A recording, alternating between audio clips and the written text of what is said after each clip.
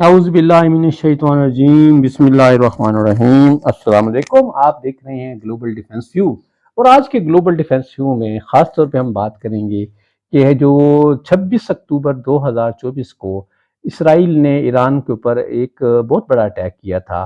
तो उस अटैक के हवाले से जो बातें हैं वो बहुत सारी बातें उस वक्त तो मौके पे नहीं आई क्योंकि इसराइली ने खुल के कुछ बातें नहीं की। इससे ईरान भी उन बातों को डिनाई करता रहा, लेकिन मीडिया में कुछ बातें जाहिर हो रही हैं। तो बहरहाल उस हवाले से जो एक बात बड़ी खुलकर सामने आई, और ये इसराइली ज़राए और मगरबी ज़राए ने इसका बहरहाल इसको बड़ा इजहार किया कि इस स्ट्राइक के दौरान इसराइल ने ईरान के S-300 की 3 बैटरियों को, यानी ईरान के पास टोटल 4 बैटरियां थीं।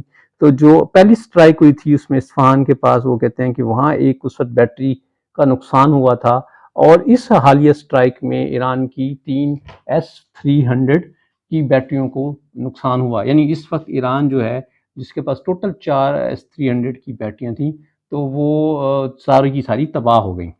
तो इस हवाले से सवाल ये पैदा होता है कि ठीक है कि ईरान के पास S-400 की 4 बैटरियां तो थीं, लेकिन ईरानी ज़राए और ख़ास तौर पर मगरबी ज़राए के हवाले से जो वेबसाइट्स हैं या जो चैनल हैं, उन्होंने ईरान के एयर डिफेंस सिस्टम्स के हवाले से काफ़ी ज़्यादा मालूमात शेयर की हैं, उसको कवर भी किया है, उनकी जज्वियात को ऊपर डिटेल से बात भी की है। तो वो आया इस सारी स्ट्राइक में, वो इन ईरान के एयर डिफेंस सिस्टम कहाँ गए। तो जब हमने ईरान के एयर डिफेंस सिस्टम के हवाले से देखा, तो उसमें एक बड़ी लंबी एक लिस्ट है, जिसमें कम व बेश कोई शायद दर्जन भर से ज़्यादा सिस्टम है, जिसमें कुछ सिस्टम की मॉडिफिकेशन की गई हैं। बुनियादी तौर पे ईरान के जो है वो ईरान जो है, क्योंकि बहुत सारे सालों से पाबंदियों की जद में रहा है, तो उस पर मगरबी ज़राए से वेपन हासिल करने के लिए मसाइल थे, और उसकी रिलायंस जो है ज़्यादातर रशियन साइड पर रही थी। तो ईरान के पास जो है ज़्यादातर असला शाह के ज़माने का था, तो उसी असले में से ज़्यादातर रिवर्स इंजीनियरिंग कर कर चीज़ें बनाई गई, और रशिया से S-300 परचेज किया गया। इस तरह कुछ और डिफेंस सिस्टम भी रशियन साइड से परचेज किए गए थे, तो उन्हीं में मॉडिफिकेशंस कर कर रिवर्स इंजीनियरिंग कर कर कुछ सिस्टम बनाए गए। तो आज के इस वीलॉग में हम जो है वो कोई तकरीबन 7 सिस्टम्स हम बात करेंगे, क्योंकि सिस्टम की लंबी लाइन थी। तो इनमें से जो काबिल ज़िक्र थे, जो जिनकी बहुत ज़्यादा कवरेज भी मगरबी ज़राए में हुई, तो उन 7 सिस्टम की बात करते हैं। उसमें से एक सिस्टम जो है वो बेवर 373 है। एक दूसरा सिस्टम जो है खुर्दाद, ये बेसिकली खुर्दाद 3 और खुर्दाद 15 की सूरत में है। और इसी तरह एक सिस्टम जो है वो अरमान के नाम से है। इसके अलावा एक सिस्टम जो है वो AD-120 के नाम से है। एक ज़ारकश सिस्टम है, से है, जोबिन के नाम से है। तो अब हम कुछ थोड़ी सी डिटेल देख लेते हैं कि Bavar 373 basically incoming missile, drone और एयरक्राफ्ट को लॉन्ग रेंज और हाई अल्टीट्यूड पर डिटेक्ट और इंटरसेप्ट कर सकता है। बुनियादी तौर पर इसका डिज़ाइन और मैन्युफैक्चरिंग बेलारूस में हुई। ये खासतौर पर फिफ्थ जनरेशन फाइटर जेट्स को भी, खासतौर पे अमेरिकन F-35 को भी इंटरसेप्ट कर सकता है। इसके बारे में कहा जाता है कि ये 100 टारगेट्स को साइमल्टेनियसली डिटेक्ट कर सकता है, और इसमें सैयद 4 मिसाइल यूज़ करता है। इसकी रेंज 300 किलोमीटर है, और ये 120 किलोमीटर की आल्टीट्यूड तक पहुंच सकता है। इस तरह दूसरा सिस्टम खुर्दाद है। इसकी डिटेक्शन रेंज 350 किलोमीटर है, एंगेजमेंट रेंज 200 किलोमीटर है, आल्टीट्यूड 30 किलोमीटर है। इसमें 8 मिसाइल 4 टारगेट्स को साइमल्टेनियसली इंगेज कर सकते हैं। इसमें Sayyad 2, Sayyad 2B, Taer 2, Taer 2B, Taer 3 और सैयद 4-3 जो है मिसाइल इस्तेमाल होते हैं। इस तरह अरमान जो है ये एंटी बैलिस्टिक मिसाइल सिस्टम है। ये 24 टारगेट्स को 180 किलोमीटर की रेंज में डिटेक्ट कर सकता है, और 6 से 12 टारगेट्स को साइमल्टेनियसली 120 किलोमीटर की रेंज में इंगेज कर सकता है।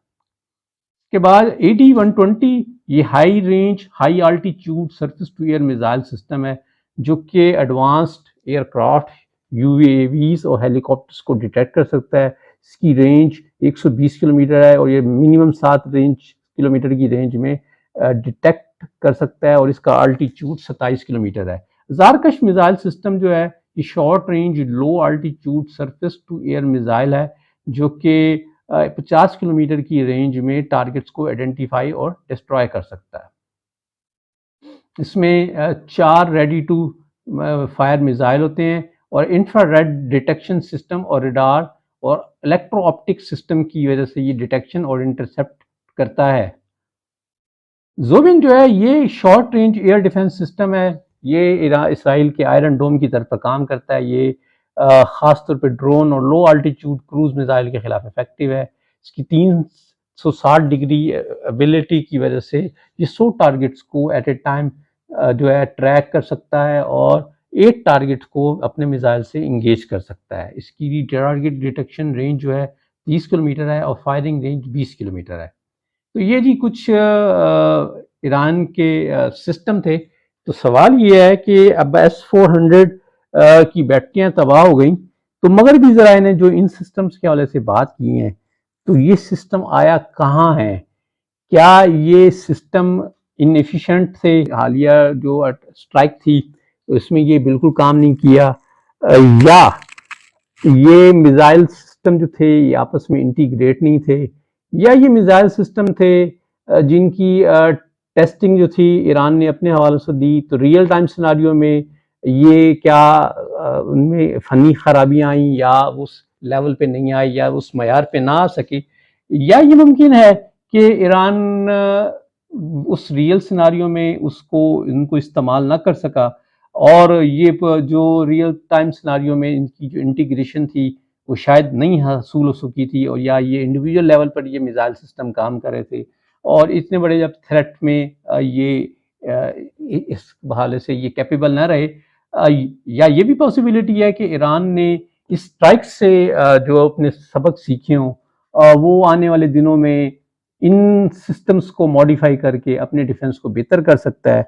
बहरहाल सरफेस पे ये सिस्टम एग्जिस्ट करते हैं, मगरबी ज़राए में इनका चर्चा है, लेकिन इस वक्त सिर्फ आइसोलेशन में बात S-300 की जा रही है कि S-300 तबाह हो गए और ईरान का सिस्टम वल्नरेबल हो गया। और बड़े मज़े की बात यह कि सारी स्ट्राइक में ईरानी इसराइली त्यारे मतलब ख़ास तौर पे F-35 थे या F-16 या F-15 थे, लेकिन वो ईरान की सरजमीन में तो दाखिल नहीं हुए। उन्होंने ये सारी कार्रवाई ईरान की सरजमीन से बाहर इराक की फ़िज़ाई हदूद में रहते हुए की। तो आया क्या वो थ्रेट था? क्या आया इन्हीं मिसाइल सिस्टम की थ्रेट थी कि उन्होंने ईरान के अंदर जाने से गुरेज किया? ये आज के वीलॉग में ये इन्फॉर्मेशन थी। उम्मीद है आपको ये इन्फॉर्मेशन आपकी नॉलेज में इजाफे का बायस बनेगी। खुश रहे। बाद में अस्सलाम।